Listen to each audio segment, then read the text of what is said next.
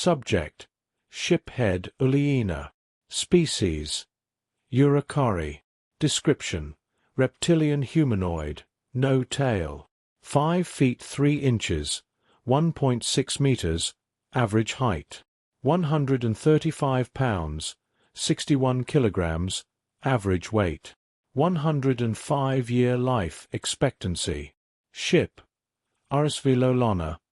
Fights with honor. Location: seul. 2 Omni-Union destroyers just entered the system from warp. Cryan said with obvious panic in her voice. A lot of thoughts ran through my mind at once. Why were they here? They obviously pursued us. But how? And why? What do we have that they want? The only reason I could think of was that they had followed us to confirm the kill. Will the aliens be able to fight them off? I remembered the gigantic ship that first greeted us. Yes, they'll absolutely be able to destroy the OU ships. The only question was whether they would be able to do so before the ships got us. I trepidatiously watched the holographic display. The destroyers were bearing down on the alien vessel at full speed. Alarms pinged as the OU ships fired their weapons. Weapons fired. OU shields have spooled up. They're advancing. Cryan continued her play-by-play. The alien ship had already maneuvered to face them. I watched the missiles travel from the OU to the aliens and bit my tongue nervously. The OU ships began to turn to port and starboard for a broadside, acting in a kind of unison that only they can manage. They were going to be able to fire on all 3 of our vessels at once, and those broadsides would tear through us like a tissue. Before they got a chance to complete the maneuver, the alien vessel disappeared. It was gone for less than a second before it reappeared between the OU ships and the missiles they had fired. The aliens fired weapons, but the display didn't know what to make of them. It was over in an instant, both OU destroyers crippled in a single shot from a ship that was smaller than they were. I watched in awe as they both exploded from reactor meltdowns. The word shocked doesn't even begin to describe my feelings. I just witnessed decades-old war doctrines crumble to dust.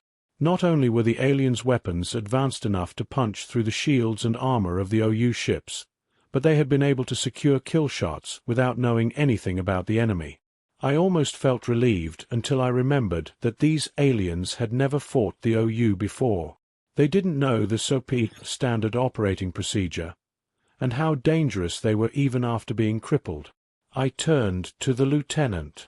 You need to tell your ship to avoid comms contact and stay away from their debris field now, I said, panic seeping into my voice. Lieutenant Bobanine looked confused, but nodded and donned his helmet. Acknowledged. Doing so. As Bobanine warned his ship, I turned back in time to watch the alien vessel dispatch the missiles with what seemed like point defense lasers. I made eye contact with Cryan and Luna, who were both noticeably paler. Cryan spoke first, an in-system precision FTL jump followed by immediate weapons fire. And they didn't lose shields even for a second, Luna said with a tremble in his voice. That's a pretty standard maneuver around these parts, Corporal Simmons said from beside me. I couldn't help but jump a little.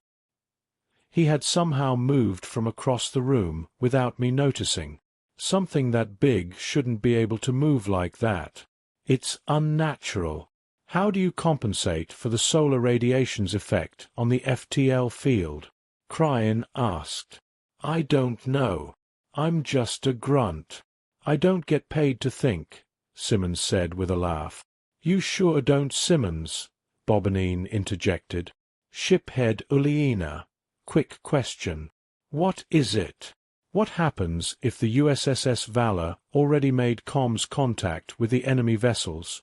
I didn't even have time to react with horror before the target lock alarm began pinging. I turned back to the display to find the alien vessel pointing directly at us. Then we die, I said.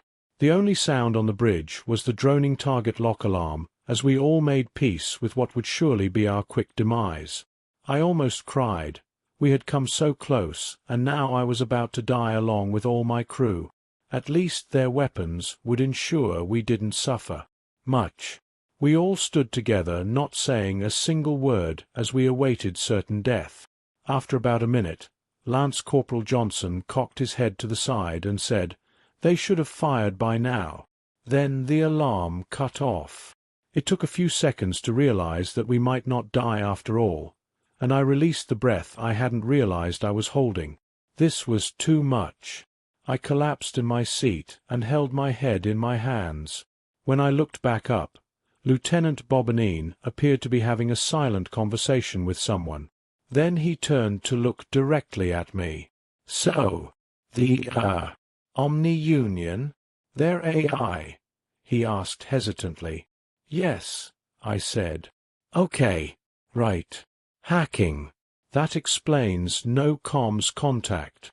But why avoid the debris field?" I stood back up. The bastards booby-trapped the hell out of their ships to prevent reverse engineering their technology. Nuclear seeker mines, antimatter mines, hull-ripper drones, and even EMP devices are all released once the ships are crippled or destroyed. "Roger that. I'll radio it in. Let's get you all to safety." Things were less stressful from there. I oversaw the evacuation of the injured and dead, then the non-essential personnel. Finally, it was time for me to evacuate with the 2 remaining members of my bridge crew. I sent Cryan and Luna on ahead as I took a moment to say goodbye to my ship. The aliens had said that they'd repair it, but you never know. This might be the last time I see it. It's not right for a shiphead to leave their ship without a goodbye. After my moment of emotional indulgence was over, I checked my respirator and briefly considered grabbing my sidearm from my chair. I thought better of it, though. I doubted that I would have any need of it, and even if I did, it wouldn't do anything against the aliens' armor anyway. I turned to find that Lieutenant Bobanine had stayed behind with me. "Let's go," I said. He nodded and led me to the umbilical. It was less structurally sound than I had imagined. It looked like a very long plastic tube with a rope down it. I was confused by this until Lieutenant Bobanine stepped inside the tube and began to float. Right, no artificial gravity in a plastic tube in the middle of space. Makes sense. I followed the lieutenant's lead and used the rope to pull myself down the tube. I hate the feeling of weightlessness. Joints popping as they float apart slightly. The tumbling of your stomach. Being unsure of which way was up is a horrible experience, in my opinion. The fact that I was upside down by the time I got to the end of the tube further cemented my disdain. I righted myself and climbed aboard the shuttle. Everyone else had been assigned a seat. I checked on the wounded before finding my own seat. Kron and the others were hanging in there.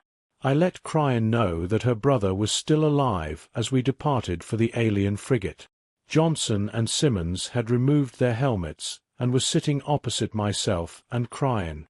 Johnson was a darker shade of beige than Lieutenant Bobanine, but had the same eye color. His hair was dark brown, and he had scars along his jaw. They looked like claw marks.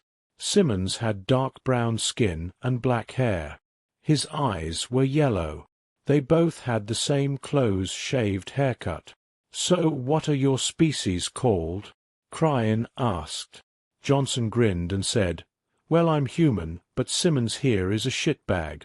"Fuck you," Simmons said with a laugh. "We're both human. The Valor is a human ship, and we were chosen as your rescuers and point of first contact because Sol is our home system. So you have other aliens on board the bigger ship?" Cryan asked with widened eyes. "Please forgive her for the questions. She's naturally curious," I said with a hint of exhaustion. "It's no problem," Simmons said. "But yeah, we do. You've got the Alamari, which are bug people. Then you've got the Nuckness, which are bird people. And you've got the Gaunts, which are, like bear, centaurs, but with paws instead of hooves. What's a centaur? Johnson laughed and added, a centaur is a mythical beast that is half human and half horse. You probably don't know what a horse is either, but that's okay. Gaunts have 4 legs and 2 arms. The legs have paws instead of feet, but the arms have hands kind of like our own. You'll probably end up meeting 1 or 2 once we get back to the USS Thanatos. Our engineering staff is mostly Gaunt. Got it. So let me ask you something. Why are your weapons so advanced? How were you able to kill those 2 ships with 1 salvo? How did you counteract the AI's hacking? It isn't just your ship's weapons either, is it? Those suits you're wearing, I noticed the shimmer. Cryan was nearly salivating as she asked this. Johnson and Simmons looked at each other.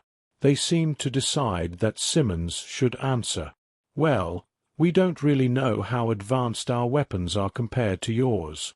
And I'm not really sure how much I'm allowed to tell you about our tech. As far as how we advanced the way we did, well, I'm sure the brass would rather give you a spit-polished version of our history.